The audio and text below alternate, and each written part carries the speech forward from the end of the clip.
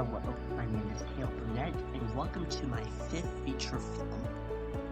This film is the epic finale to the Chu trilogy, and this is called Chu and the Final Showdown of the World. Anyway, let's recap the last two stories. In the Dojo Master, we figured out how Chu and Wuhan reconciled with their friendship, how they went from their enemies into best friends. We also went over, in Rise of the Emperor, the death stakes that were up for Chu, but how he defeated them, and how he took over the world as the new Emperor of Setsuji Square. But now in this final story, it will be a mix of nostalgia and an epic quest. A quest in order to end Kung Fu once and for all. And that's exactly what this story is gonna be about. So let's begin. But first, this will be the final time we'll ever do the paralogs. So paralog 1. There was basically 4 centuries of Kung Fu. The first century consisted of the Master of All, who was born on that century and who officially started Kung Fu once as we know it. He was the greatest of all the masters, and he was the greatest of all that came before him, and after him. And also on this same century, the masters of Earth, Wind, Fire, and Water came into play. And this is where the first century of Kung Fu officially kicked off. And at that time, only 4 masters, well actually 5, but 4 masters and 1 ultimate master. And they ruled throughout all the lands of Kung Fu. Next up came the 2nd century of Kung Fu. This is where the Zodiac Masters came into play. And the Chinese animal masters. For example, the ox, the boar, the pig, the dog, and countless other animals. That was basically the recap of the 2nd century of Kung Fu. Now we reach into the 3rd century.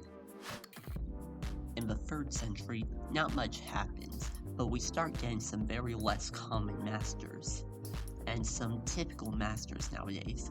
This is kind of the age of the modern masters. The modern masters were very skilled at their time, but nowhere near as skilled as the Master of All, who was the complete ruler of all of Kung Fu. So while they were never gonna make it to the Master of All, they still had very great speeds, and they had very great skills, and they used these skills in order to defeat extreme masters. And now we reach into the current century of Kung Fu, the 4th century of Kung Fu. This is where our story takes place, and this is where our Kumpat Chu, which we'll discuss a bit later, comes into play. Paralog 2. So we already know the history of Kung Fu, but let's have another recap about what a Kumpat is. A Kumpat is a creature in the shape of a cylinder. They have a dome head on the top. So they have a dome noggin, if you want to call it. That's where their brain is. And they have little arms and little feet. And they always wear sandals, although some could be absolutely barefoot, which is disgusting. Anyway, but that's what Chu is. As well, Kumpa adults can only be around 3 feet tall, not because they are required to, but that's just how their genetics work and how their DNA works. As well, baby Kumpats are also very short, only about 1 foot tall at the max. Anyway, so let's continue the story. As you can see right now, I'm currently near the Twin Towers of Chuan, and Chu's is on the left tower, But very soon, someone will occupy the right tower. So let's begin. It is now nighttime in Sensoji Square, and for all of Japan and China, the world is pretty silent, but on the other side of the world is daylight. Cities are busting with business, and people are talking an awful lot. However, not in Sensoji Square for right now. It was about midnight at this point, or maybe even 1 in the morning. Anyway, the Twin Towers of Chuan were located near a river, and the river was part of the 3 rivers and the Tri-Rivers. Anyway, at that point, while Chu and his gang were sleeping in the middle of the night, a mysterious man with a blue sash and a blue belt came to the shore. His name was Marud. Actually, his name was Marud. That's how you say it, Marud. M-A-R-U-D, Marud. Like, you're rude. Anyway, he had a gang of 5 sons, and they were floating around the river on a little boat, a brown boat. The boat was very old. Then they landed on shore, and they decided to climb up the jagged rocks.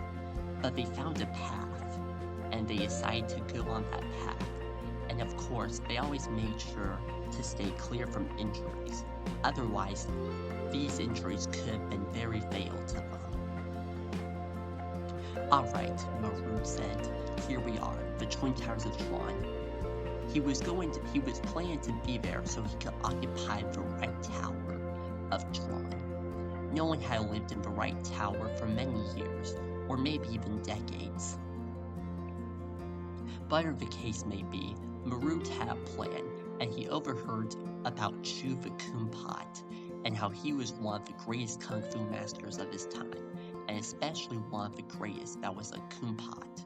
Kumpats weren't really common kung fu masters, but Chu was quite a common phenomenon. He practically appeared everywhere. Sometimes even middle-aged girls and teenage girls would go up to him, literally wanting him to be his boyfriend.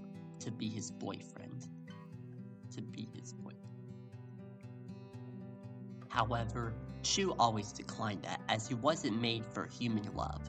He was made for human love, though, but never in a romantic way. But whatever the case may be, Marud's clan decided to get into the tower, and they occupied that tower. They stayed there for the rest of the night. They slammed the door behind them, and spreading a lot of chaos into Sensoji Square. Anyway, the next morning was quite a sunny morning. Chu and his clan woke up, and they were feeling very refreshed. They had a nice long sleep. But Chu soon discovered something that he probably should have not discovered, and that was Marud's clan was there. Now, Chu didn't know Marud, but he hadn't seen him in an incredibly long time. The last time Chu and Marud had ever met together was practically back in their teenage years. Anyway, with all that said, Chu and his clan decided to get some breakfast, and had some Japanese food as always, and specifically some yogurt bowls with some fruit balls in it. This is delicious, Chu said. Yeah, man, it is, Lamode said. Well, I like this day so far. We're having a nice warm breakfast, and there's like nothing that can really stop us now. Yeah, really, Lamode said. Anyway, however, while they were eating breakfast, Hugh noticed something out the window. Hey, do you guys notice this out the window? I think there's something wrong outside. Something wrong. It seems a little fishy, Chu said. He hadn't really noticed what had happened last night. He may have heard the door slam, but honestly didn't really hear much else, as Chu was already dead asleep at that time.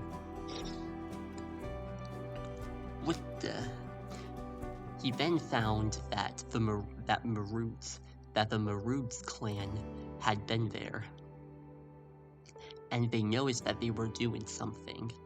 He noticed that they were doing something rather wrong, and Chu desperately had to stop them, and so his clan chose to stop them as well. Without that said, Chu and his clan rushed outside and started screaming at them. Hey, what are you doing? Anyway, maybe that's how they did react.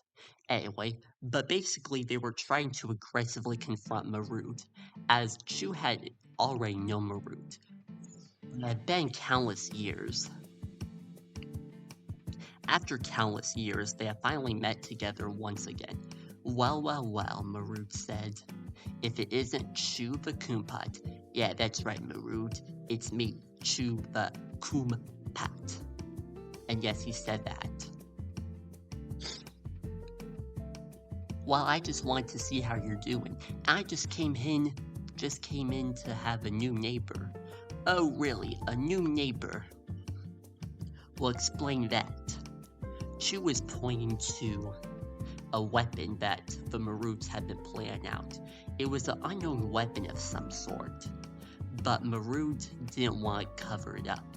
Oh, it's just my turbulator. Really, your turbulator? Yes, it is, Marood said. It's my turbulator. Alright, but I'm telling you, something's gotta be fishy about this. At that point, Marood's clan decided to head off, and Chu decided not to confront them anymore. Instead, they went off and did their own thing. They went back inside to continue eating their breakfast, and after they continued eating their breakfast, they finished their food and put away their dishes. And Chu helped clean the dishes with the help of Lamode, as Lamode could literally do human things, and he could also literally do human things and clean dishes in an instant using his technology, his advanced technology, in fact. Anyway, soon after that, the mornings officially started for the Chu clan, and so did the Marood clan. At that point, they decided to do some activities. For example, Chu was deciding to do some painting, and he really enjoyed that, and some of the other clan members also started to do the things that they have really liked to do. For example, we talked about some of their characteristics earlier, but Chu was mostly an artist and a writer. Lamode was, well, just a robot. And the 5 sons were all into different things, some of them being super strength, working out, physical fitness, and emotional intelligence and empathy, and even sympathy too. All 7 members had their own unique abilities, and that was pretty good. Anyway, but while they were doing that, they overheard Marood. Meanwhile, Marood was discussing some evil plans to eliminate Chu once and for all. So, let's get rid of Chu, shall we? Oh really, why should we? One of Marood's sons said. His name was Garood. Alright, Garood, I think that sounds pretty amazing, but how we do it? Simple, we always do a kung fu fight. A kung fu fight, that sounds pretty good. Marood was treating it like a special dinner menu. Dinner, right? Looks like we'll have Kumpat for dinner. No, we're not gonna eat him, said Garood, but we're just gonna defeat him. Oh yeah, maybe then we'll eat him. No, we're not gonna eat him. you can never even eat a kumpat. And fun fact, kumpats are actually inedible. If you try to taste it, it will taste extremely horrible, and you will definitely get some nausea and stomach aches. So I don't recommend eating kumpat. Anyway, alright, said Maroon, that actually sounds pretty good. So, you want to get started? Sure, but first we have to wait for the right moment. At that point, Chu was already in his room, and he was talking to Senpai until Senpai brought this up. Say, I think there's someone you ought to be afraid of, Chu. Oh really, who is it? Chu said. It's a certain character of yours, and he just moved in. Wait a minute, Marud? That's impossible, how could... Oh no, he could possibly want me. Well, I won't give this up. Alright, goodbye, Senpai. Alright, Senpai, bye. And so Senpai decided to leave, and Chu went off to leave too. Soon after, Chu's clan decided to literally confront Marud and his clan. They noticed that things were relatively off about the clan, and he already knew it from the unsupervised weapon. Well, said Chu, are we about ready to fight? What are we fighting for? Lamode said. We're gonna fight for Marud. Anyway, they then went out to the large dojo circle called the Dojo of Duso. And the Dojo of Duso was relatively a big circle, a perfect circle in fact, that measured about 50 feet wide and 50 feet long. It had a diameter of 50 feet. Well, Marud said. He was doing this as Chu's clan was coming up. So, are we ready to fight? Oh yes, we're ready to fight, Chu said. And as they were about to fight, memories of Chu started coming back. This is now the section in which we go over Chu's life, which we haven't really discussed in full, but this movie is gonna be the place to do it.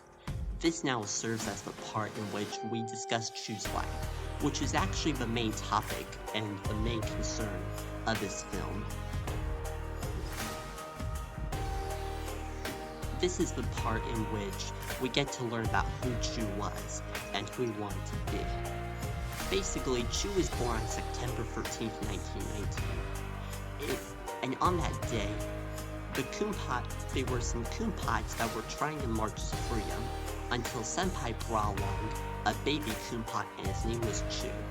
Alright fellas, Senpai said, this right here is Chu, and he is the father of Cho and the father of Chango. Anyway, he was a very baby kumpat, and was not really large at all. In fact, he was maybe only about 6 inches tall. This is a really small kumpat. Yeah, no, it's a precious kumpat, one kumpat said.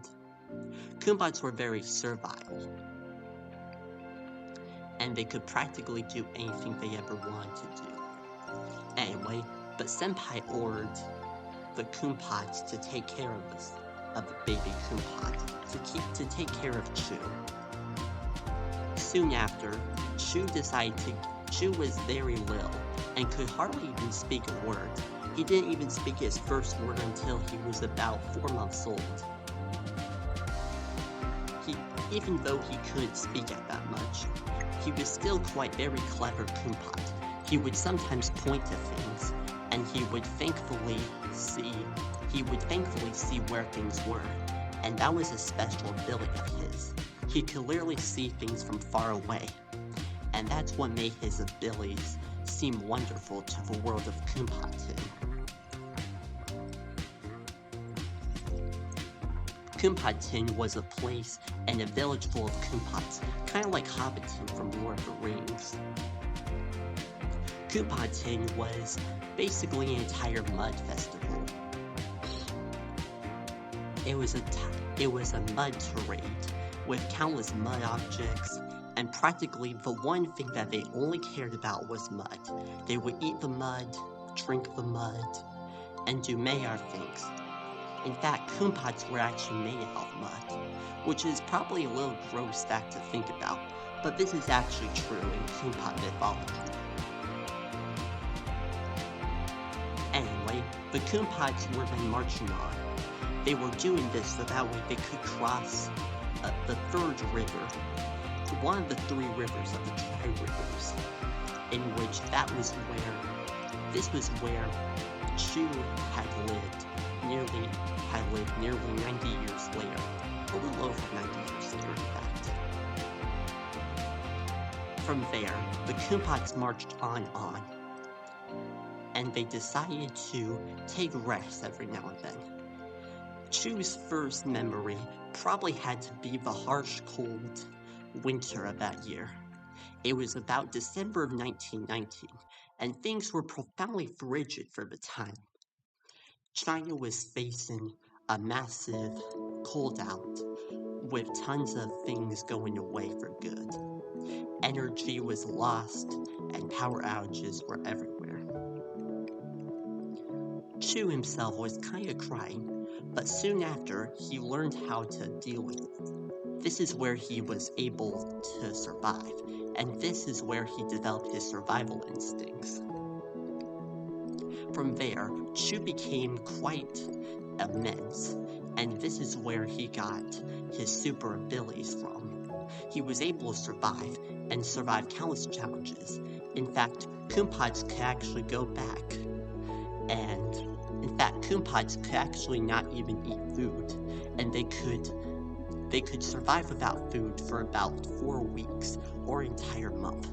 So Koompats had a well-advanced body than human beings.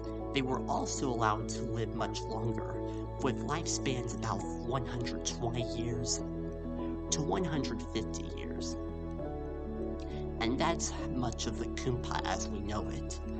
The history of the Koompat is very complex, and we'll get more into that later. The Koompats were very cold and frozen at that time. It seemed like they were gonna be hydrogenically frozen at some point.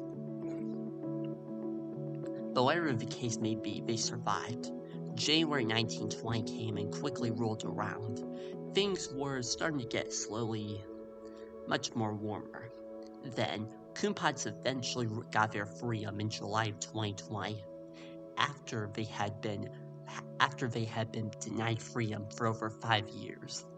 The journey all started in July of 1915, when Senpai was relaxing. He was currently being servitive of a Koompat. And while he was being servitive of Koompats, an unknown man decided to wipe out all Koompats, and he decided to capture Koompats and sell them. He also incited violence against Koompats and harm to Koompats. He also intended to have their rights taken away and be treated like wild animals.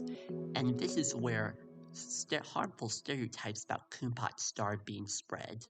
They were spreading left and right, and it seems like Koompats were practically the survival topic that no one ever wanted to talk about. But that didn't stop Senpai, as soon he carried out a quest of his own. Senpai could not come as he wanted to fight with the others. But instead, he had about 12 Koompats, and each of the Koompats were, of course, Koompats, but 6 of them were youngins, and 6 of them were oldins. And so, they marched on from July 1915 to July 1920, exactly 5 years from now and then.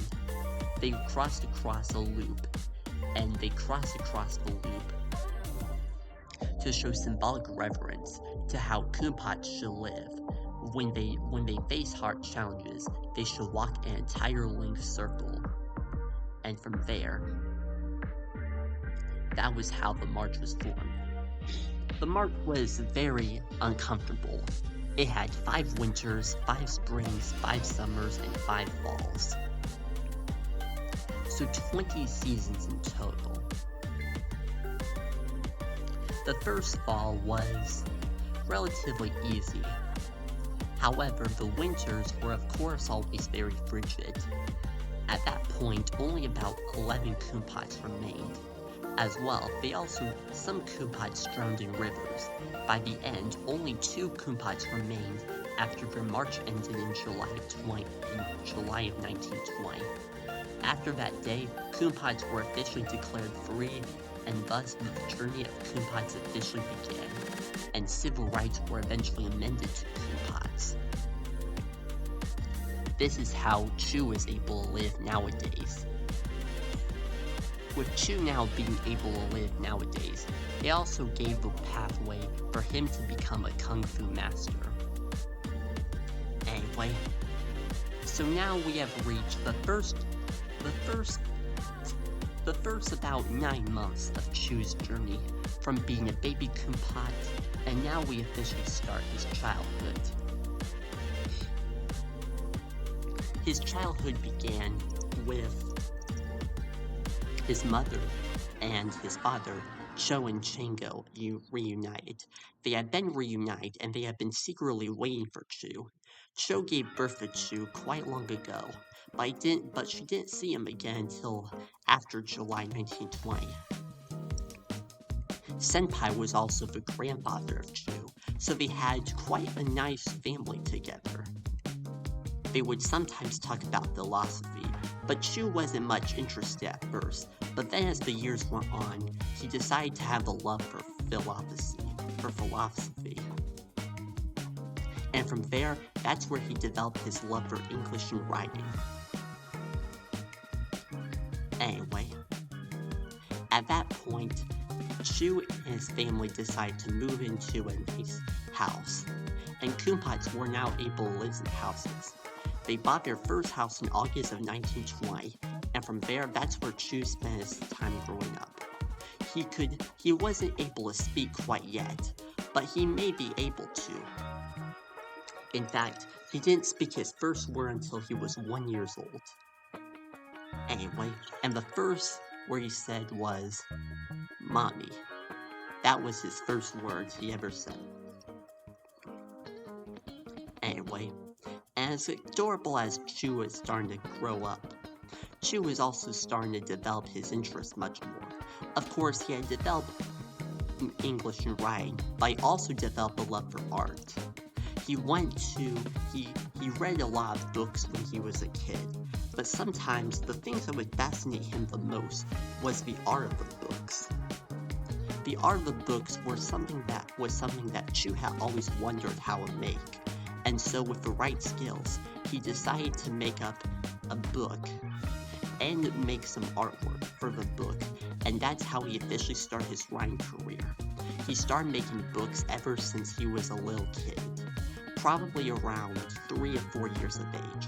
His drawing gradually grew over time, and he eventually published his first book in 1923 called A Children's Kumpot, and soon after released a sequel in 1924 called Another Children's Kumpot. The books were basically essentially poetry and short stories concerning kumpots. Chu was profoundly gifted and was very ahead for his time. In fact, that's where he got the idea to build a moat, since he was incredibly smart, but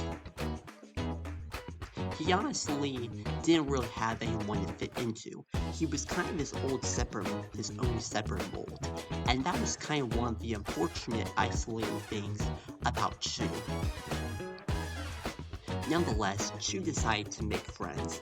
Friends were pretty slow at first, but he soon got used to it over time. It just took the right skills and the right people in order for him to develop his friendship. By the time he had developed his friendships, he was already a much acclaimed name. He started getting friends for real, and that's where his fame began. He was quite considered different because he was indeed a kumpot. but that didn't stop Chu from being one of the greatest of his time. Anyway, so we've gone over Chu's childhood and things like that, but now we're going to start getting into his educational journey. So at first, Chu went to a normal school. He was a Kumpat in a normal school full of humans. Sure, it may have been a little weird for Chu, but he was willing to see the human world and see what things were gonna be like never before. So his mother often encouraged him to do well in school, and Chu quite did. But who knows, but the hardest thing that was for Chu was practically the people. He was probably gonna have to deal with a lot of strangers, and things that he generally didn't want to deal with ever in his life. However, Chu decided to grow up and decide to get over his hatred of people. Now, I'm not saying that Chu ever had hatred for people, but he generally didn't like people who threatened him in his community. Chu was also an outspoken of his time. He often wrote stories about Kumpats and was often trying to make a difference. And that was the purpose for Chu. He was a little Kumpat wanting to make a big difference in a world full of humans. At that time, Kumpats were almost wiped out entirely. However, while most of the Kumpats were wiped out and inevitably died, some Kumpats decided to stay resistant. It was unclear why Kumpats were starting to vanish entirely, but basically, they were some that survived. The main reason was most likely because of the Kumpat disease, which was where a Kumpat would be incredibly sick, and they would die soon after. However, Chu and his family were among some of the lucky ones to not get affected by this virus. In fact, they always had immunizations.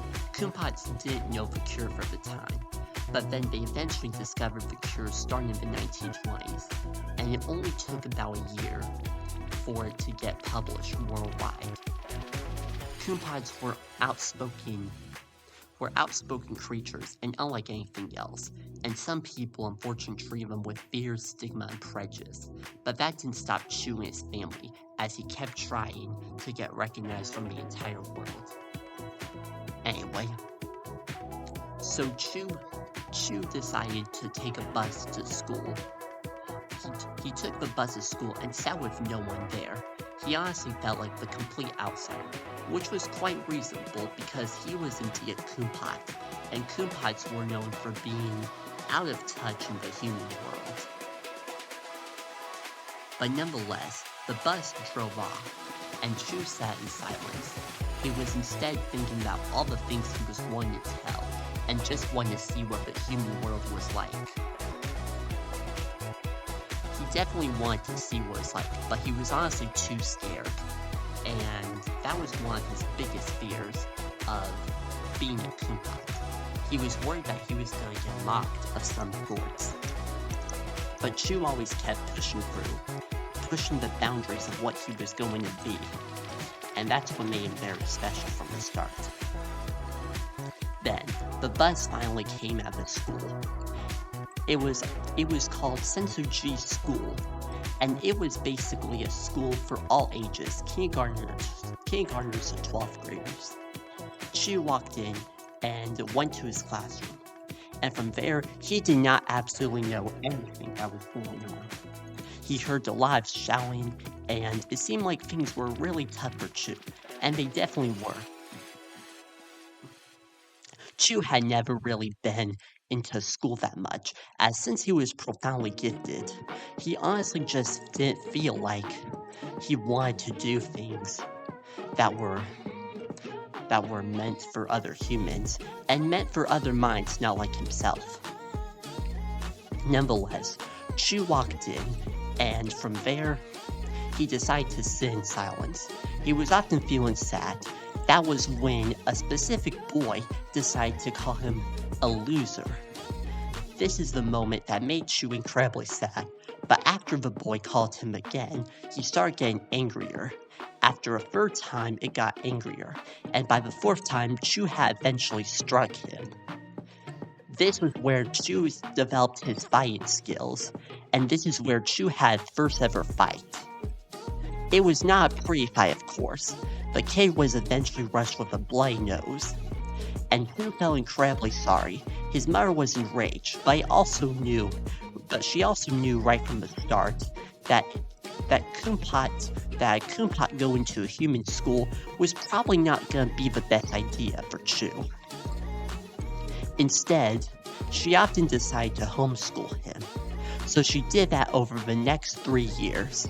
And over the next 3 years, Senpai, Cho, and Shango decided to homeschool Chu.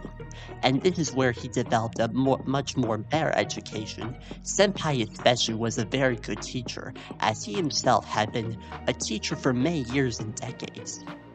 Beforehand, he used to teach things about everything to Kumpots, but also taught things to humans too. He worked with both Kumpots and humans alike, as well as some animal creatures. Anyway, so thus Chu started his homeschooling career, and from there, things were going relatively well. Things were much more self-paced, and he was really enjoying them. One day, he was walking in the street, and then he found a flyer. This was a flyer for a Kung Fu festival, but he also saw one for a Kung Fu school. Ooh, special.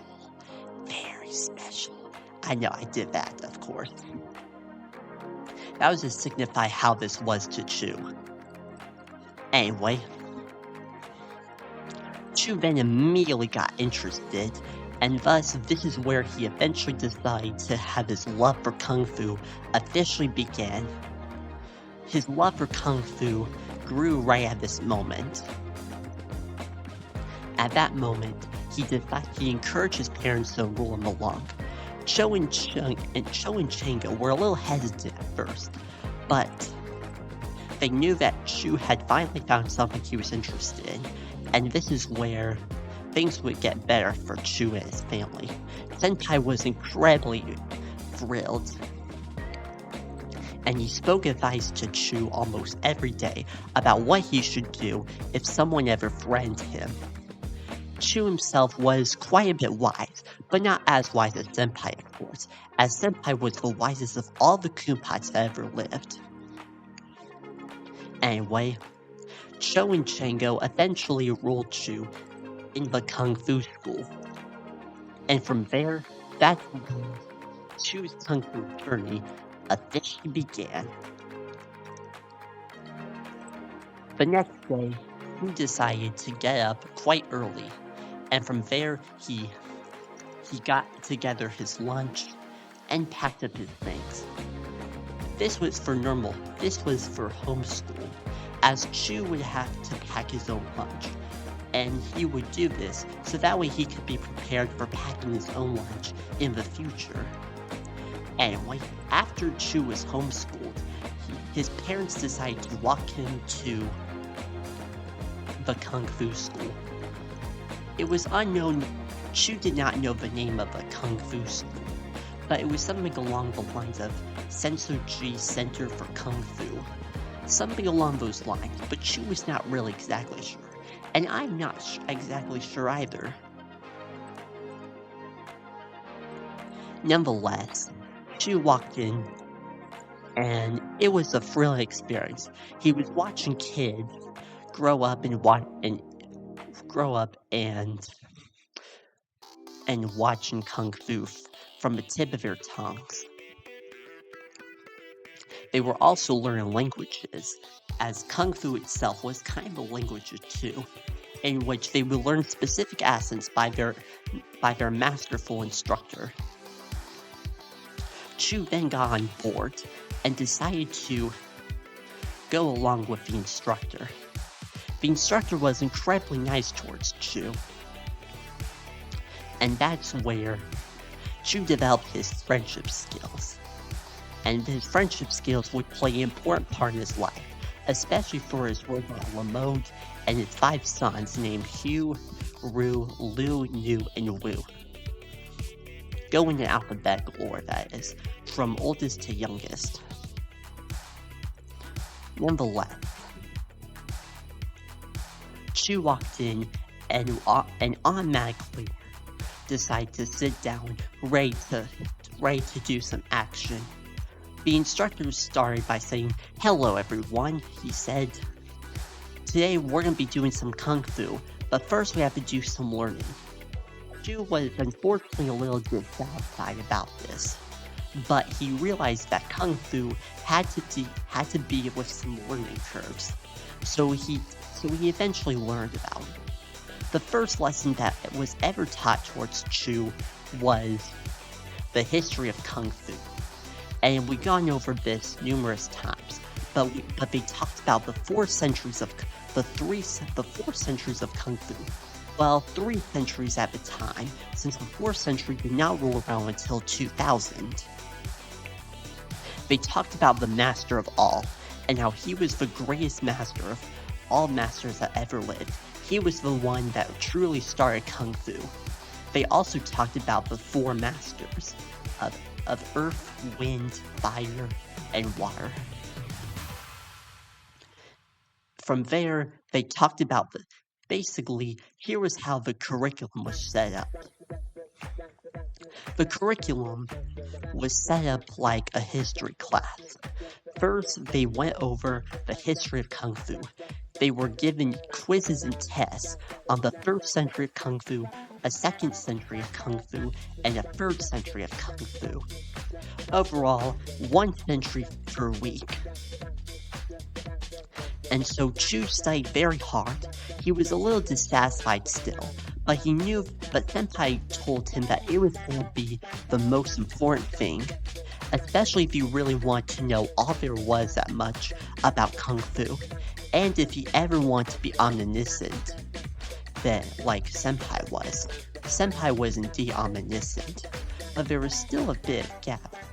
But anyway, Senpai was omniscient, but he was still maybe learning a few things, since Senpai still had a bit of limited memory. Nonetheless, Chu went home and immediately started studying. He studied for about an hour, or at least 30 minutes. 30 minutes over the course of the morning, of the evening, and the morning. Anyway, he then came back and the class answered questions about the history of Kung Fu. Chu got at least 1 answer right, and he was pretty satisfied about this. The next day came, and Chu got 2 answers right. But the next day, Chu didn't get any answers right. He was worried. Chu said to himself that he better shape up, or else he might even fail the test. However, Chu, with his optimism, decided to give it another try. And from there, he practiced as much as he could.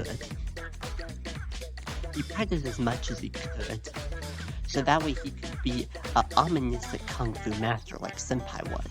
Senpai was indeed aged in the 2, and he was getting near his 85th birthday. After that, Senpai would only have about 35 to 65 more years to live.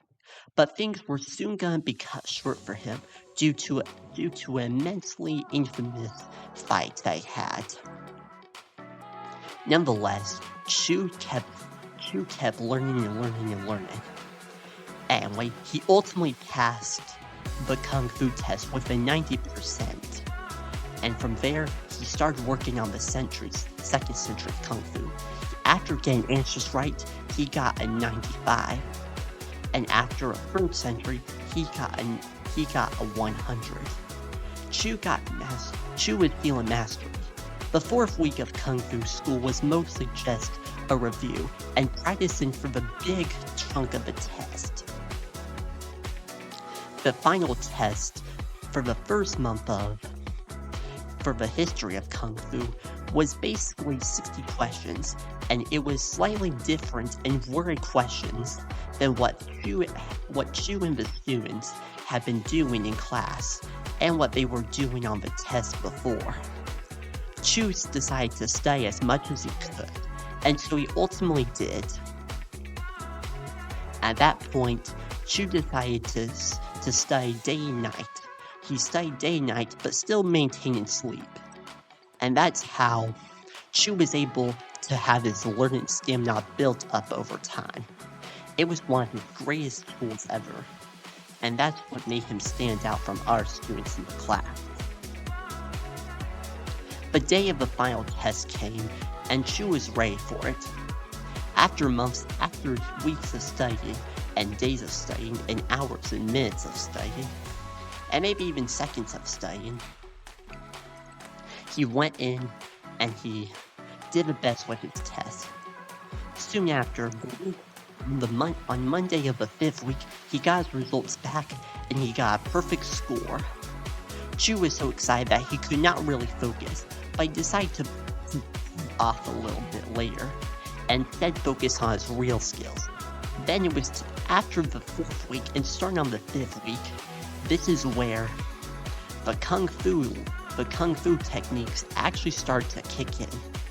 And this was the most exciting part about the entire curriculum of Kung Fu.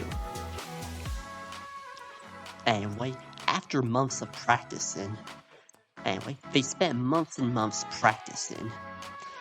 And they had monthly final tests. So they had final tests every month to prove their skills. And Chu was acing it. He was a perfect star student. He was still learning along the way.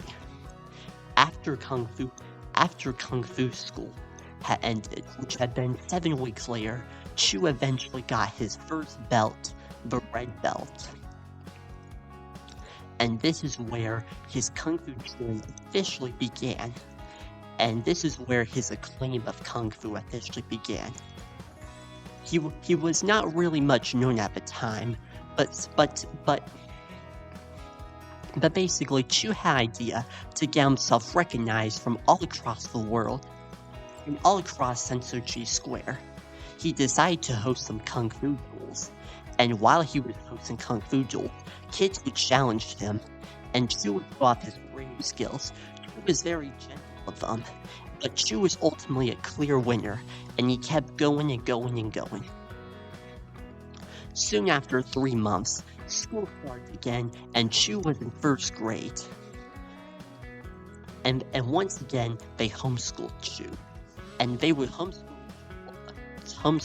Chu all the way until the rest of his days, until the summer of 1938, which is when he graduated high school. Anyway, also starting in September,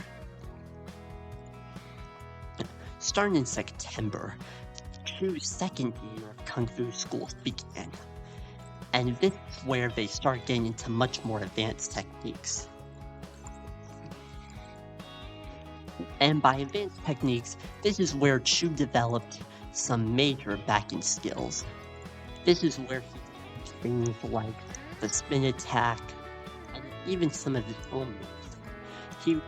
He didn't always follow the rule book of Kung Fu, but he was always on top of the game, and he was indeed a perfect master.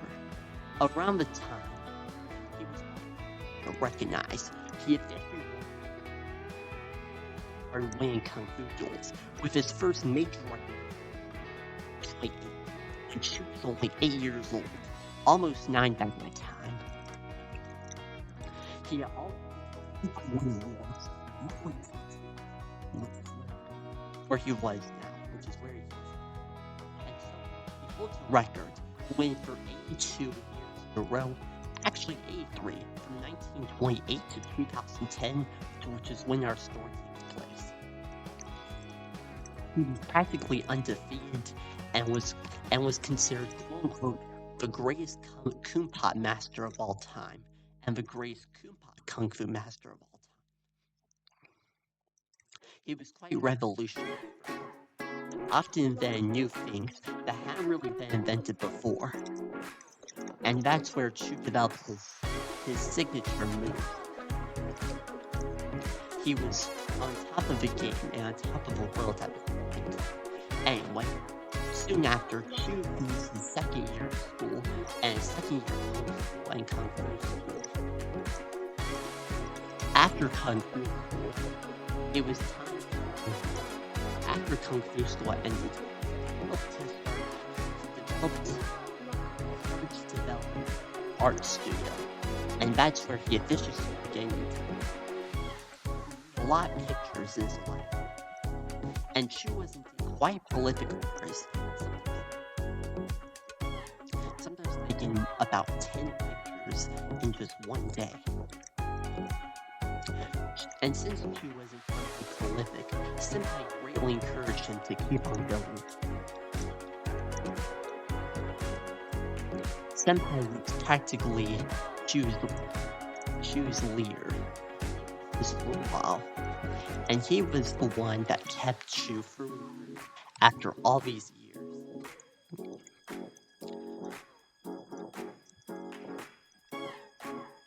The years went by, and at this point, Chu was still growing much more advanced in his time being. He developed much more new Kung Fu skills and techniques, and this is what made him a top-tier Kung Fu master, and one of a Kumpai, in fact. He continued to fight for quite a long time. He fought for an incredibly long time, and he didn't ever stop from there. Soon after, Chu started his third year of Kung Fu school and homeschool, and he aced that. And so he did for his 4th year, his 5th year, his 6th year, his 7th year, his 8th year, his 9th year, his 10th year, his 11th year, and his 12th year. Chu eventually finished Kung Fu school in 1938, but he decided to do 2 more years, and that was where he eventually got his black belt. His black belt was the most prized possession that he ever had. If someone tried to take that away from him, he would be enraged and want to literally start a fight with you. So please don't take his stuff.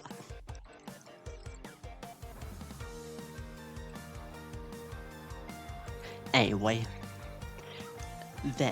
so after that, he decided to go off to college for a bit. He went to a Kumpai college, and from there, that's where he started having real education with a bunch of other Kumpais. It was also a mix of humans too, but Chu was much more mature now to finally have some meaningful connections with some humans. And from there, he grew on his sympathy, empathy, and his emotional intelligence skills. And that's what made Chu stand out amongst other Kumpais. Kumpais were maybe even rude.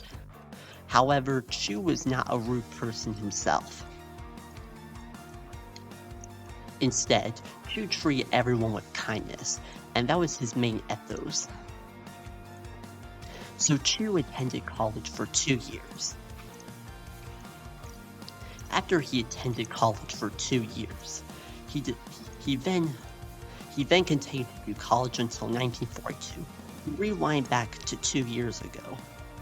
Chu got his black belt for the first time. Chu's Kung Fu teacher was quite old now. He was now in his 90s, and he was in very ill condition. He decided to have one last fight, and so Chu won the fight. However, he soon died shortly after. Almost instantly, in fact. Almost immediately. However, Chu witnessed this, and he thought the day couldn't get much worse. He went back home and had to tell the news, but meanwhile his folks were also very sad, and this is also because Senpai had passed away. He had lost his fight. He had lost a big fight in a Bloodmaster's duel, and the Bloodmaster took his own life, and that was how Senpai's wisdom came to be.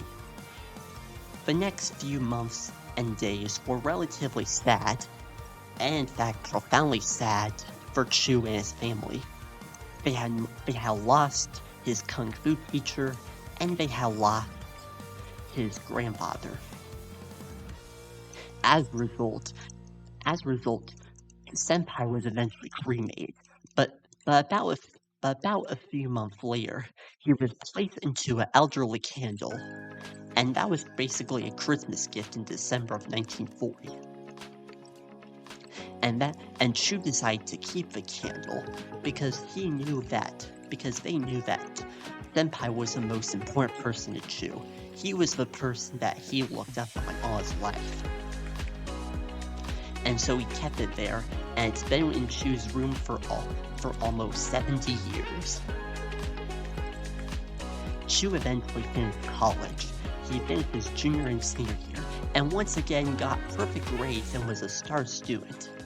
He was also a valedictorian of the college, and so he eventually graduated in 1942 at the age of 22. Now Chu's education was over, but he was now unsure about what he was even going to do for the rest of his life.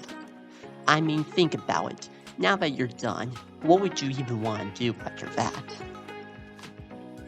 Chu thought rigorously about what he would want to do.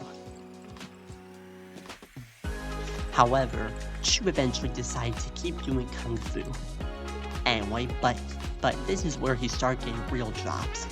In 1943, he officially launched his own art studio called Chu's Art Studio, and this is where the Kumpai himself, Chu, would display his artwork.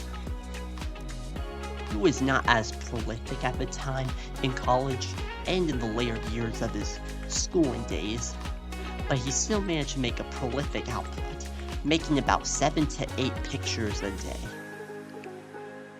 At that time, Chu had over 10,000 pictures.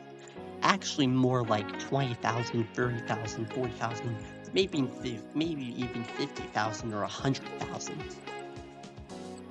However the quantity may be, Chu was indeed a prolific person. This is also around the time he started to write about stories. And these stories were about his own life.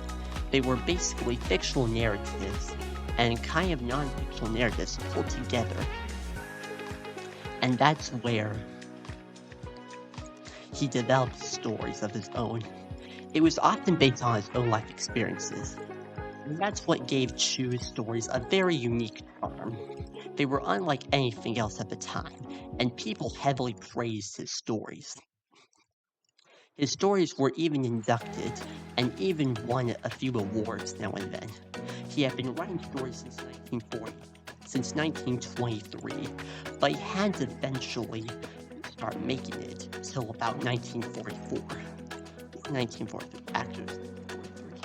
Anyway, his first official book was a remaking and a 20th anniversary edition of A Children's Kumpat. And in 1944, the sequel, another children's Kumpat, was eventually given a 20th edition, a 20th anniversary, and was released. The two books prior to 20 years ago were actually for Chu and his family, for Chu, Senpai, and his family to read for you. But Chu didn't originally want to get them published, thinking that no one would work. He eventually gave it a try. The books from 1943 and 1944 were profound. And at that time, this is where Chu got much acclaim from. At that time, in 1945, he won his first ever award and became the youngest Kumpai to do so at age 25.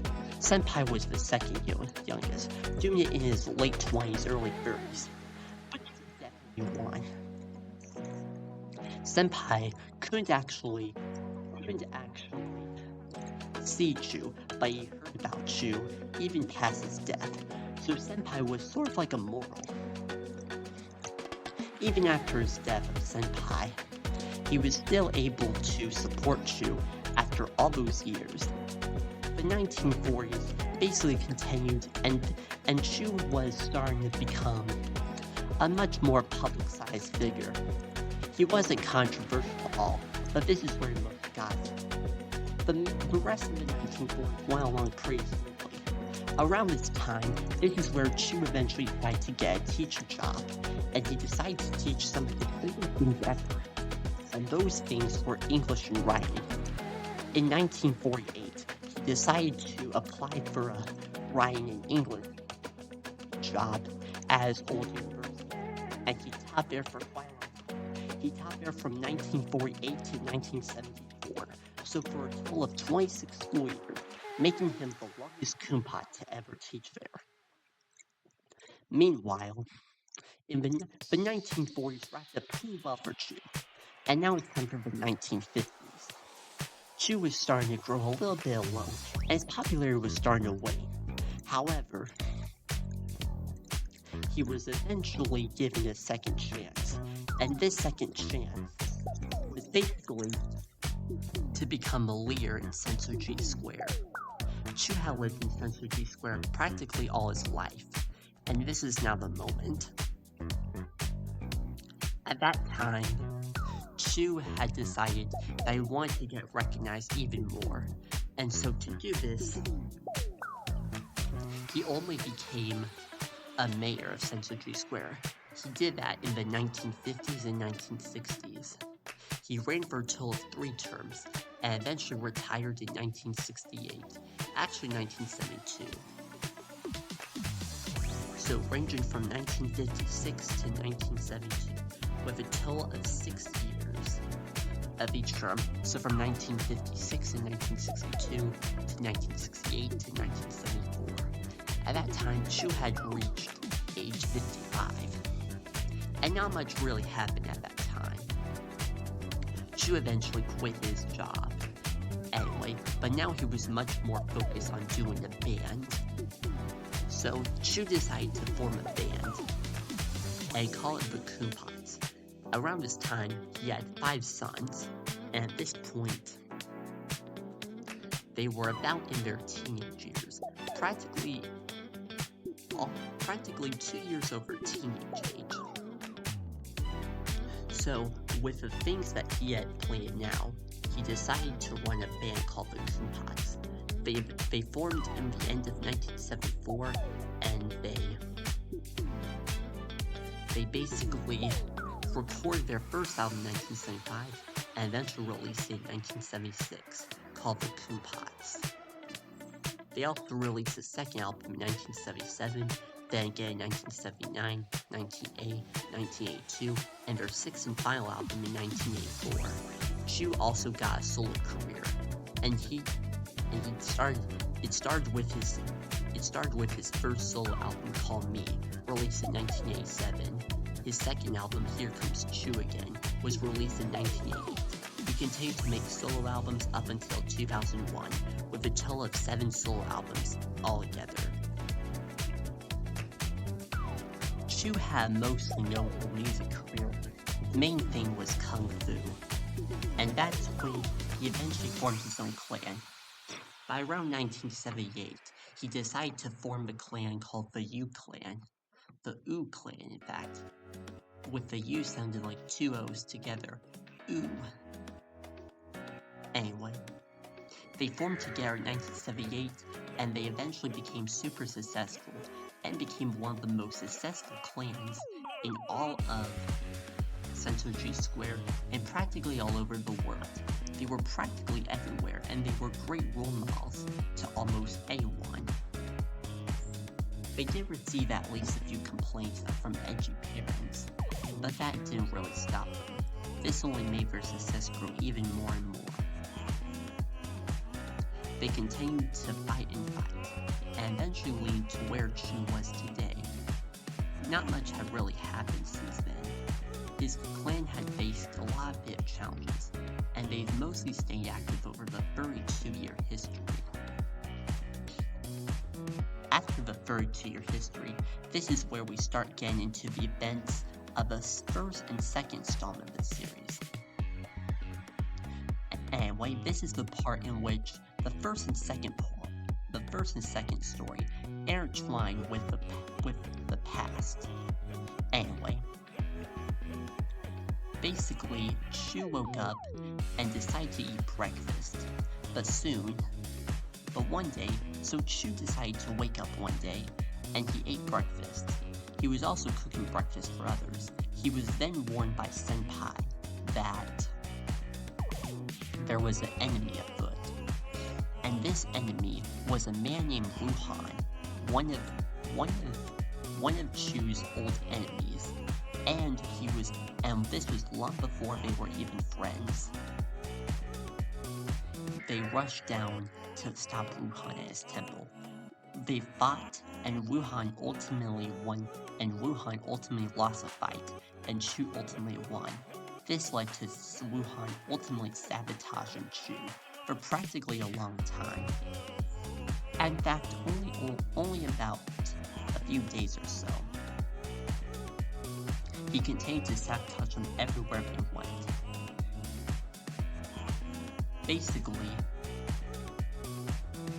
Basically, Wuhan was practically everywhere in Chu's presence.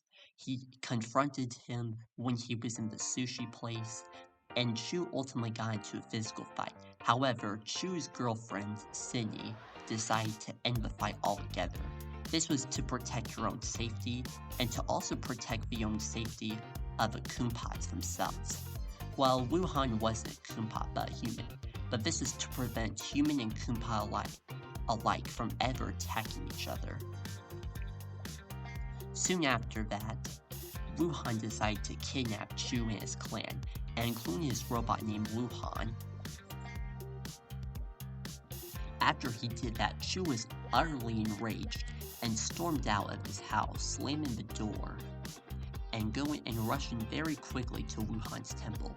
And once again, this led to a second fight, and Wuhan was once again defeated in this fight. Wuhan then got another idea and sabotaged Chu once again. This time, he did it in a dragon costume, and that was where Chu's most infamous moment came out. People started laughing at him because of his outburst. However, Chu remained resilient, and he soon regretted this action, but he also felt it was very right, since Wuhan would not really stop pestering him all the way through. Wuhan eventually decided to get sad, but they decided to have one more fight. This was also the time in which Chu eventually started to reconcile with Wuhan. They did so in that way they wouldn't have to fight anymore, while except in a playful way. Soon after, Wuhan and Chu got into one final fight, and after the fight, they eventually became friends again. This was all triggered after Wuhan saw his name on Chu's dojo stick, and that dojo stick was actually a gift from Wuhan. Wuhan had given the stick to him, and he actually crafted it. Sure, the stick was incredibly old, but it was still very useful for Chu. It would be one of his favorite gifts, but Chu also had other kung fu sticks. He even had one from Senpai from many decades ago, and that was one of Chu's greatest gifts, if not his favorite gift. And in fact, one of his favorites, and if not his favorite dojo stick that he had ever received or gotten. Chu had gotten that stick from his birthday, especially when he was about 10 years old. Anyway, but Wuhan and Chu eventually reconciled, and they decided that they were officially gonna be friends. Chu and Wuhan then broke the news to both of their clans, one to each other, and they eventually reconciled with the whole clans altogether. The clans ultimately spent much more time together, and this is where their bond really started to take shape and form. Wuhan was much more nicer and pleaser to Chu, and so was Chu to Wuhan. they decided to spend adventures everywhere, and this is where their undying love happened. They continued to be friends, and they still are to this day. However, shortly after this, Chu was then threatened by another threat, and this one was from the evil emperor named Emperor Shu, who was willing to kill Chu once and for all, and he wanted to do this so that way he could rule over all of Kunpat and start anarchy against Kunpats. The Kunpats eventually fought against this though, and they tried desperately to stop the emperor once and for all. However, Chu was given only 3 days to do this. So he sought sequence from a master named Master Mudu, who Senpai had recommended, and also that Wuhan recommended too. Actually, Senpai didn't recommend, but Senpai basically told Chu that basically he should find a mentor, and one that should really understand Kung Fu, and that will really help him in his journey. And so, that happened to Chu. Anyway, however, the next day after that, Master Mudu was ultimately murdered, and that's where the infamy spread. After that infamous day, Chu was deeply sad about what happened, but he continued to fight, and that's where,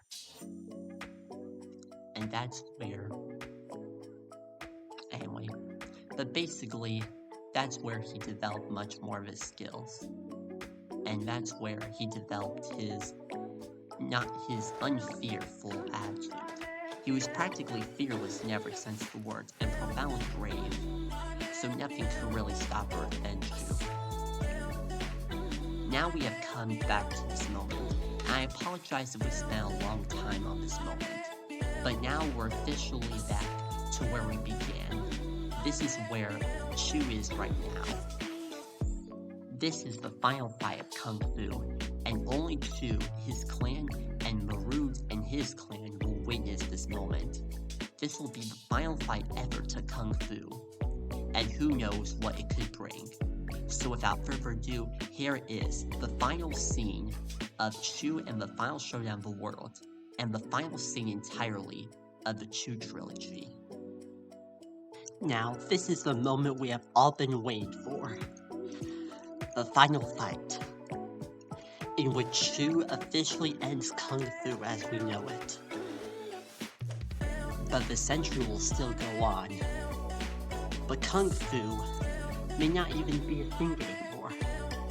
Who knows what it could be right now. Whatever the case may be, Kung Fu was all about to end at this exact moment. Now, before you witness this moment, think about all the things that have happened to Chu so far. Think about all the things that have happened to the masters, the master of all. The 4 masters, the master of earth, wind, fire, and water. And think about the animal masters, the 12 of them. Like the dog, the bear, the boar, the sheep. And think about Senpai. Think about all the things he did to Chu in the very beginning while he was still alive. And think about all the things he's doing to him now. Despite him no longer being in Chu's presence, but yet he still lives on as a candle. And that is where Senpai lives now. He will play a much more important part of the story later on. But now, our character at the center of the stage is now Chu himself, Chu the Kunpat. This is the part in which he will decide whether Kung Fu will live or die forever. If he chooses not to, then Kung Fu will be a problem. But if he does end it, then he will be awarded a very special prize. And he will instantly become, Chu had fought almost every master at this point, but there was one he hadn't fought yet, and Chu was ready for it, but profoundly nervous. Imagine like getting a test right, but get only one question wrong. That can feel profoundly hard. Maybe even for me, but maybe not for others. Anyway, I want you to think about what you're gonna witness right now. The final kung fu fight ever to exist. And the finale of this trilogy. I know I'm going on and on, but without further ado, let's pick up where we left off, and let's see the final showdown of the world. Chu walked up to the dojo circle, and he and his clan were waiting there for Marud. Marud had already been there, so at that point there was only one thing left to do now. And the only thing that was left to do now was the fight. Now, this is the part where I want you to take a deep breath. I know. You can take a few deep breaths.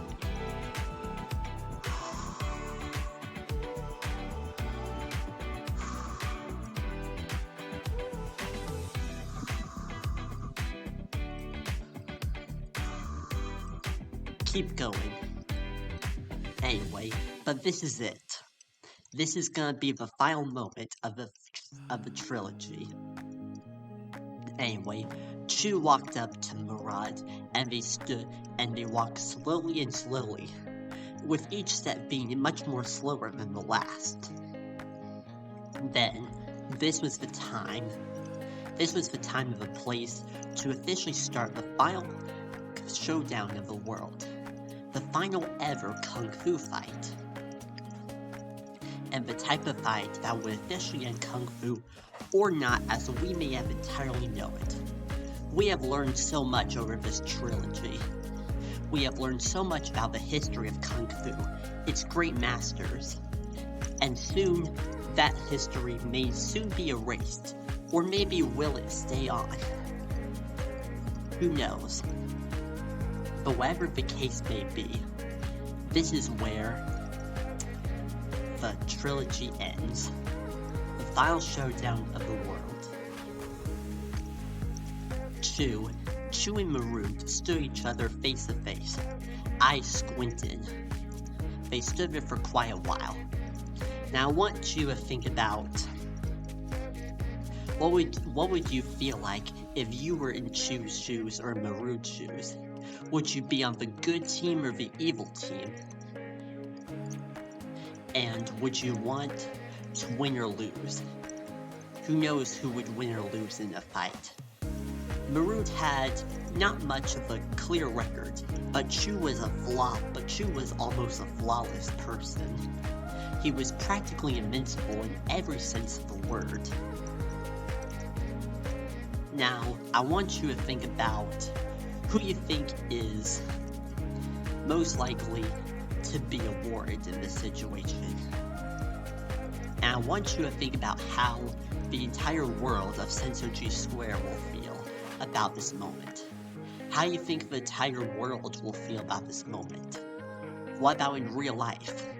What about in our dimensions? What about in outer space? Who knows what they could be reacting to right now? But this is the epic part of the trilogy. I know I'm talking too much, but I'm gonna slow things down so we have a nice slow motion pace of the fight. Anyway, they opened their eyes. They stepped back and back, each step being slower than the last, and they were walking backwards. Soon, they waited. They waited together for quite a few seconds, and Chu's clan and Marud's clan didn't really attack at first. They decided to wait for the right moment. At that moment, I would have probably been nervous and on the edge. I would probably be dead inside, just because this is so much a big witness to what we're about to face next. Anyway, then, after they had finished waiting, Chu said, "Attack!" And thus here we go. But before that, let's pause. We've gone to the fight, but how you think this fight will unfold? Who you think will win and who you think will lose? Let's find out. Unpause. Anyway, at that point, they had officially started fighting. Marood was one off with Chu, and Lamode was an assistant to Chu. As well, he was assistant to the other 5 sons, as Chu's 5 sons were also fighting for their lives. They were fighting against Marood's 5 sons, and his 5 brothers, in fact. Anyway, they continued fighting. The fight lasted for quite several minutes, maybe even hours on end. After quite a while, Marood almost lost. However, Chu ultimately was pushed back, and he almost fell off the dojo ring. If a person fell off a dojo ring in a kung fu match, they would ultimately lose. However, Marood wasn't gonna last so long. Any last words, he said? But Chu said no. In fact, never! And so Marood was ultimately kicked off. And that's where we witnessed the final moment. Now, I know you might be tired of thinking about this moment, but wouldn't it be awesome? And wouldn't it be great if this was practically the end of the series? I know, we're getting towards the very end, we're getting towards the good part, hold on. Anyway, so Chu walked up slowly to Marood. Marood was having a hard time getting up. He said, Marood said, would you like to help me? Are you gonna help me? Chu said no, and thus, this is the moment. After that moment, Chu kicked Marood off and physically attacked him. He kicked him off, and Marood fell into the river. He was falling countless feet deep. He ultimately, along the way, he was getting hit by jagged rocks until he finally drowned in the bomb, and thus Marood had died. His 5 sons were unsure what to do, but the Marood clan had ultimately been defeated, and thus this is it. That was the final showdown of the world. The final showdown in which we learned how Chu ultimately defeated the world, and how he became the greatest kung fu master of his time, and of all time now. He was even sure Chu, the master of all, was the creator of kung fu. However, Chu was now the alpha and the omega, so now he was the new master of all. Well, I can't believe I did. Chu said. Did what? Lamode said. I did. My kung fu journey is over. I can't believe it's over now. What are we gonna do now? Well, don't worry, there might be other opportunities. Yeah, right, Lamode. I need a moment. And so Chu took a moment. He needed a moment to collect his thoughts and think about what he had just done. A kung fu master already defeated, and he hadn't really felt more proud of his life. He started to cry a little bit.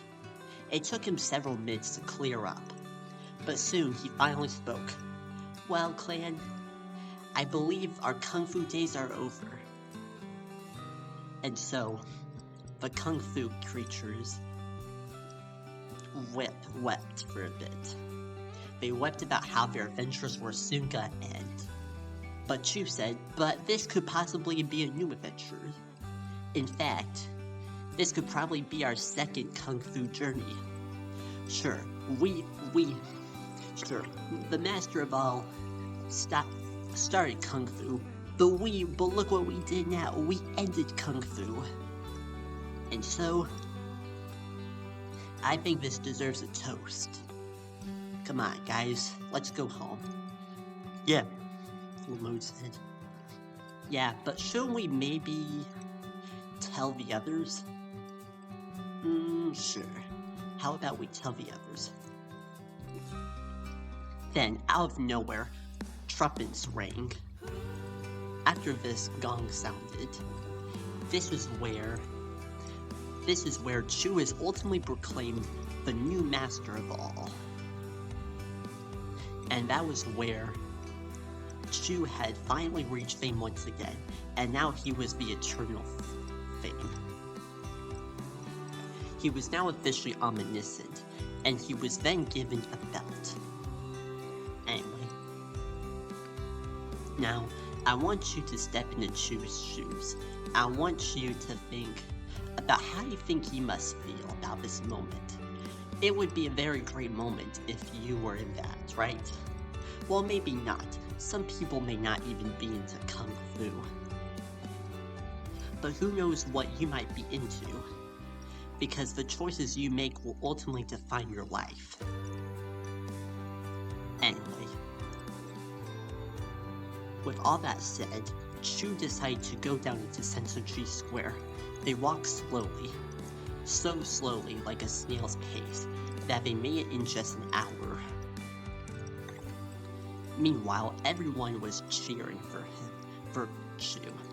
All the masters, all the Kumpots, as well as all of the humans, came together to celebrate Chu. This was Chu's biggest accomplishment so far, like his magnum opus of his work.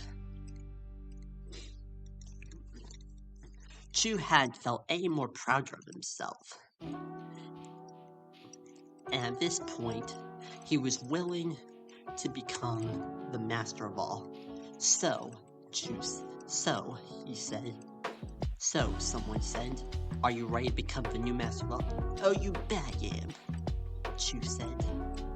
And so, with all that said, Chu became the new master of all. And because he was the new master of all, he was given not a black belt, but a white belt. His white belt represented was the master of all color.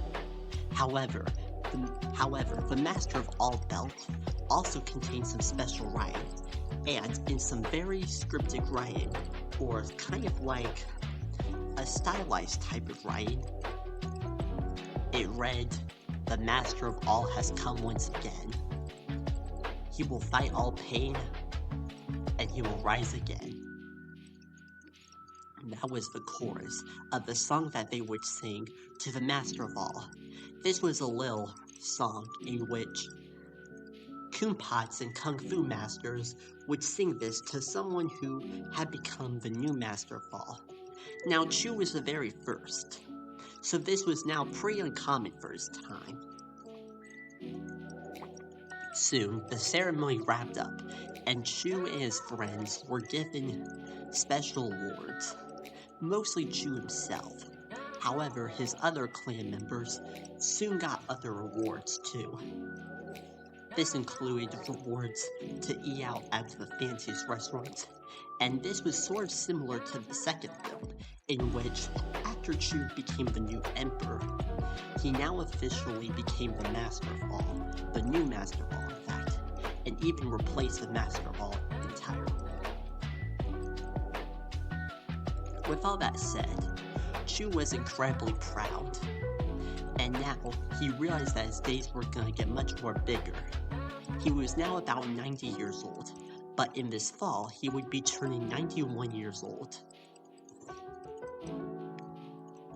Anyway, after the ceremony, countless, if not hundreds of Kung Fu masters came up to Chu and his gang.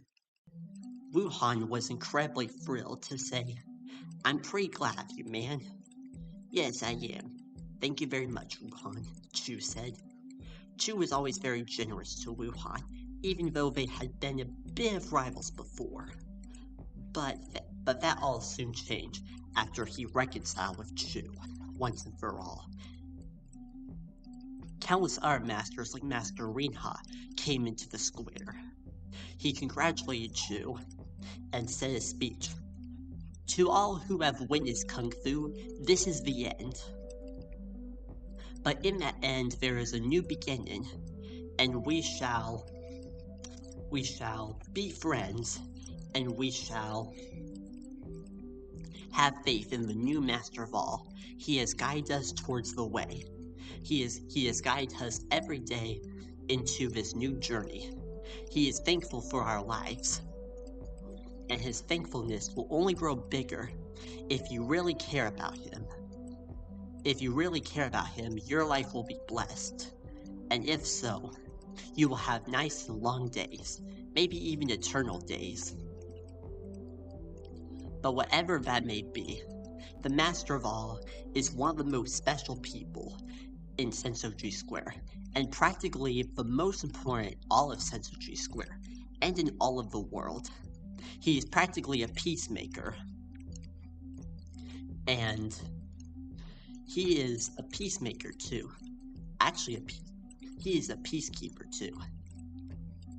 And so, if we keep his promises of peace, we will soon become powerful than we ever imagined. And that is how we will ultimately live nice and long lives. This is how we were destined to live, and the Master of All has clearly shown us that way. I believe that we all deserve a toast to the Master of All, and to what he's done to us over the years. He was indeed immoral ever since the 1st century of Kung Fu. But now that the 4th century is practically over, after only just 10.5 years, slightly less than 10.5 years, like less than 3 weeks, but I think it's time we give him a toast, and let's now raise a glass to the new Master of All, Chu the Kumpat. And so everyone toasted to Chu the Kumpat, and thus, the ceremony was officially over. Music was playing, and Chu spotted Sydney, and Sydney spotted Chu, and Sydney decided to go up to Chu. So I'm pretty proud of you overall, the new Master of All. I know, Sydney. Say, I hate to do this, but would you want to go on a date with me? And so Sydney agreed. Oh yes, I would love to go on a date with you, you little Kumpat. Thank you, Sydney. You're the most beautiful person I've ever met. Okay, Chu didn't really say that literally, but he said something along the lines of, well, I'm very glad. And I think I'm ready to experience love again. And so Chu and Sydney went on a date sometime soon. As for Chu's clan, not much really happened. However, Chu did make one final story. And the story was called The Kumpat the Third, and it read these words. In my life, I've always been special. And in my life, I've always had great secrets of myself. Secrets in which no one else would ever really know about. And I believe that these are the best qualities of me. These are the qualities of what make me wonderful. And I would really like to thank you all so much for those who have helped me. We have had great times together. Anyway, so how did I begin? Well, first, I lived in a mud farm, and the mud farms were often very stinky and didn't really have many good things in them. However, I am very grateful for my life as of now. I have become a new master, and a different type of master. I feel as though I have accomplished quite a lot in a Kumpat's life, or 3/4 of a Kumpat's life, or 3/5 of a Kumpat's life. I like to think every day that I was practically someone very special. And I always knew that no one could really deteriorate me. In fact, these years have just been so great, especially over the last year. I've gotten to meet new friends, and I've gotten to meet you. And the people that I'm I mean by you mean the listeners of the story. I'm grateful for you, the listeners of this story. I like to think that you were always lights in my lives. You always shined wherever you were. And that itself was one of the greatest things that ever happened to me. Anyway, but basically you serve as lights in the world. And those lights in the world light up everything, from the cities to the dumps, and even the oceans. Anyway, now I would like to tell you about my big journey that I have spent, and the biggest journey that I've ever went upon. This is my journey now. Here we go.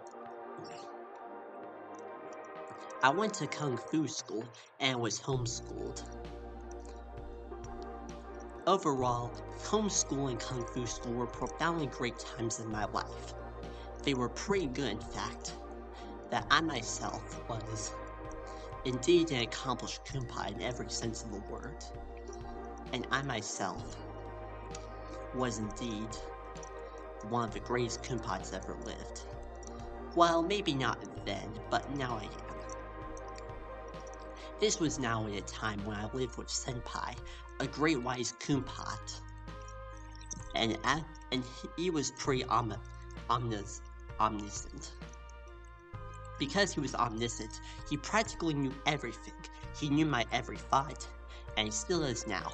He is perhaps the smartest of all the Kumpats that have ever lived. Anyway, I also got to witness death a few times. This was relatively sad, as I saw my master, my Kung Fu teacher, dead right before my eyes. And I did not witness Senpai's death, my grandfather's death. However, I was profoundly saddened by the loss. I was so saddened, in fact, that I could not focus for quite a long time. But I recovered. I went back and I recovered. I kept doing my schoolwork, and I eventually started my own successful career. This was also around the time I started my very first career, which was being into English and writing, and me being a pedagogue that I was back in the day. I worked there for 26 years, from 48 to 74. As well, from 56 to 74, I became a mayor of Sensoji Square. I was the first Kumpat mayor ever, and that was indeed a very special achievement for me. In fact, Kumpats couldn't even really think about getting into those things at all. However, whatever it may be, I am pretty glad for what I have now. I'm pretty glad that I was able to spend moments with you. I then released a bit of music albums, and even though music wasn't necessarily my real thing, I enjoy it nonetheless. I enjoy music because music can allow you to tell stories. And so I told stories of myself and of my people. And through those, I was able to make commercially successful albums. And that's what inspired me to become one of the biggest stars ever. Sure, I was not prominently known for music, and was moderately successful, but we had so much fun together, me and my clan. You had a lot of fun together, you and your clan. Anyway, around this time, I was also starting to develop a bigger passion project of mine, making my own Kung Fu clan. And it was called the U Clan, or just the letter U, but it's pronounced with like a U. The U Clan was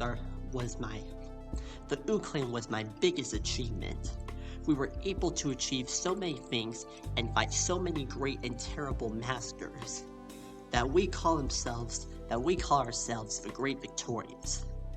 And I know that may sound a little arrogant, but sometimes you must be arrogant when you win. That's sometimes what you must do when you want to show the world who exactly you are.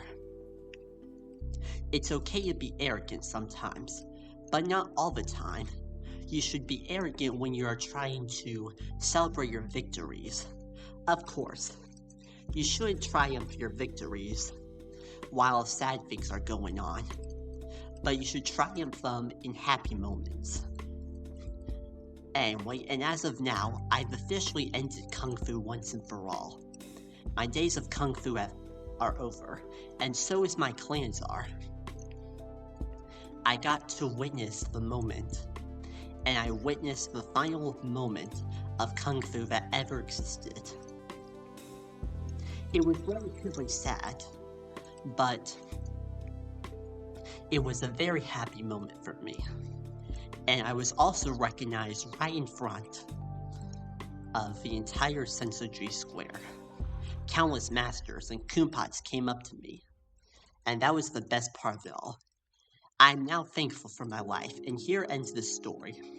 And I hope that you have a great life, and I hope that you have great endeavors. Keep dreaming about who you want to be. Maybe one day you might be the greatest person to ever exist. You could either become a kung fu master, a musician, or you could be like Caleb Burnett making animated films right now. In fact, he's currently making this film right now, and he's almost done with this film. Anyway, but you should be very proud of yourself, and you should be proud of me.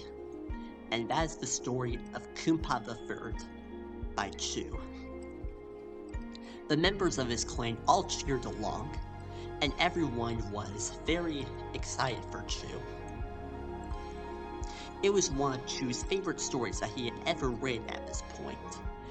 Anyway, and he hoped that the audience enjoy it as much too. It basically served as a final story, and the final story to be written, and the first story to be written after the end of Kung Fu. That night, Chu and Senpai had a little talk. So Senpai said, I am profoundly proud of you. Yes, father, I am proud. Yes, grandfather, I definitely am proud of me. Are you proud of me too? Yes, I am proud of you. And now, you are the master of all. But now you have great responsibilities in the years ahead of you. Now that you're the master of all, who knows what you could be doing now? You can maybe be a peacekeeper. Well, I kinda am a peacekeeper and peacemaker. Well, keep this up. Alright. That was the first conversation Chu and Senpai had after the end of Kung Fu. Anyway, and Chu got together in bed, and he was dreaming about the next big adventure he was gonna have. Lamode was dreaming about robot things as always. And his 5 sons were all thinking about their own dreams, and Chu. The other masters in the world and the other people and kumpats were all thinking about Chu. He had become the new master of all. And that was one thing that they could never erase. Chu had embraced Kung Fu in every step of the way, and his new journey into being the master of all, was just beginning. And that was the story, and that is the story of the final showdown of the world. And that is the end of this film. I hope that you enjoyed this film, and I hope you enjoyed this 5th feature film. And this was all created in basically less than 200 hours, so I'm pretty proud of this work. Anyway, I hope that you have a great day, and you take a good and profound care of yourself. Sincerely, Caleb Burnett. And I hope that you enjoyed the Chu trilogy as much as I did making it. It was a very profound journey, and I'm very proud of all the work that I've done over the last 5 films. I think you should be proud of me too, and I am myself already proud of myself too. How about you share this with your friends and family, and with all the world.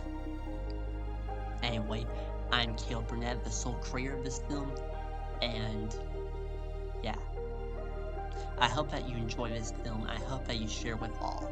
Sincerely, Caleb Burnett. And now the credits will roll and the characters will be shown for the final time in this Chew film.